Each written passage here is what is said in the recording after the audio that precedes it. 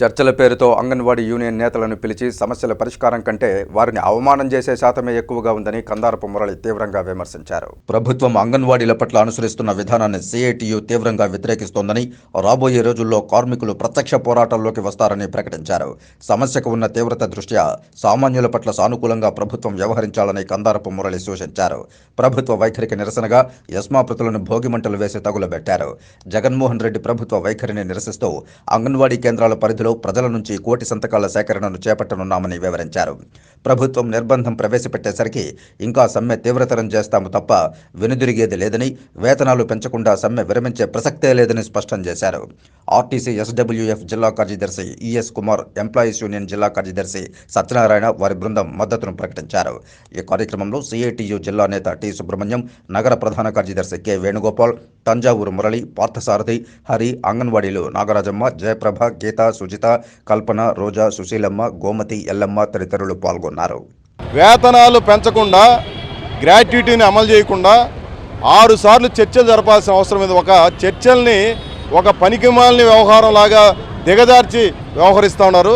Meeting పిలిపించి నాయకుల్ని బెదిరించే పని చేస్తున్నారు. ఇది ఏమాత్రం క్షంతవ్యం కాదు. జగన్మోహన్ రెడ్డి ప్రభుత్వం ఈ ఫలితాన్ని అనుభవిస్తుంది.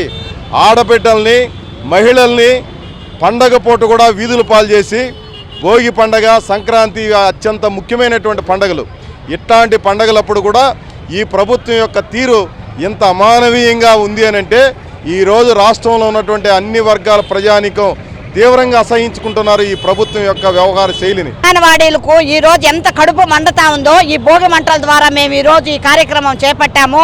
నువ్వు ఎందుకు ఈ విధంగా చేస్తా ఉండవు? అంగన్వాడీ కార్యకర్తలు అంటే ఎందుకు నీకు అంత చులకన? అంగన్వాడీ కార్యకర్తల వేదన ఊరికే పోదు. నీకు ఏ రోజుకైనా దీని పర్యవసానం నువ్వు అనుభవిస్తావు. ఈ సమ్మె ఇంతటితో ఆగదు. మేము దీన్ని ఇంకా ఎక్కువ ఉధృతం చేస్తాము. ట్రేడ్ యూనియన్ నాయకులు మీరు నమ్మద్దండి అంటారు. ట్రేడ్ యూనియన్ నాయకులు అనేదే లేకుండా ఉంటే ఈ రోజు మమ్మల్ని కాలు కింద తొక్కేస్తుంటావు జగన్మోహన్ రెడ్డి. నువ్వు గుర్తుపెట్టుకో, ట్రేడ్ యూనియన్ నాయకులు ఎక్కడ ఉంటారో అక్కడ అంగన్వాడీ కార్యకర్తలు ఉంటారు. వాళ్ళకి అండగా మేము ఉంటాము. మాకు సపోర్ట్గా ఒకరికొకరుగా మేము ఈ సమ్మెను కొనసాగిస్తాము. ఉద్యోగస్తులు ఎవరైనా నిలబడ్డారా? మా మంత్రి ఉన్నారా? మా ప్రిన్సిపల్ సెక్రటరీ నోరు తెరిచారా? మా ఫైనాన్స్ మినిస్టర్ నోరు తెరిచారా? మా ఫైనాన్స్ సెక్రటరీ నోరు తెరిచారా? అసలు ఈ సజ్జల రామకృష్ణారెడ్డి ఎవరు? ఆయన పార్టీకి సలహాదారు లక్షలు తీసుకుంటున్నాడు. ఆయన ప్రభుత్వాన్ని శాసించడానికి ఆయన ఎవరు?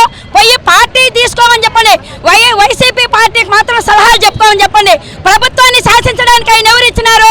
ఆయన ఎవరు అసలు? ఆయన పద్ధతి విధానం, గవర్నమెంట్ విధానం తెలుసా? ఆ మహిళలు ఇంతమంది రోడ్డు పైన ఉన్నారని తెలుసు. అది ఒకటి. అది కూడా ఏమంటారు? పాలసీ విషయము మేము ఒక్కసారే చేస్తామంటున్నారు కదా. మరి మంత్రులని 2 సార్లు ఎట్లా మార్చారు? 2 ట్రిప్పులు ఎందుకు మార్చారు? కాబట్టి మీకు అనుకుంటే పాలసీ మ్యాటరు, లేకపోతే గవర్నమెంట్ మ్యాటరు ఏమా? అంగన్వాడీలకు వచ్చే లోపల అన్నీ అడ్డొస్తున్నాయా? డబ్బు ఉందంట, పెన్షన్ అంట. ఎంత గర్వపు మాటలు మాట్లాడతారు, ఎంత పొగురు మాటలు మాట్లాడతారు. గవర్నమెంట్కి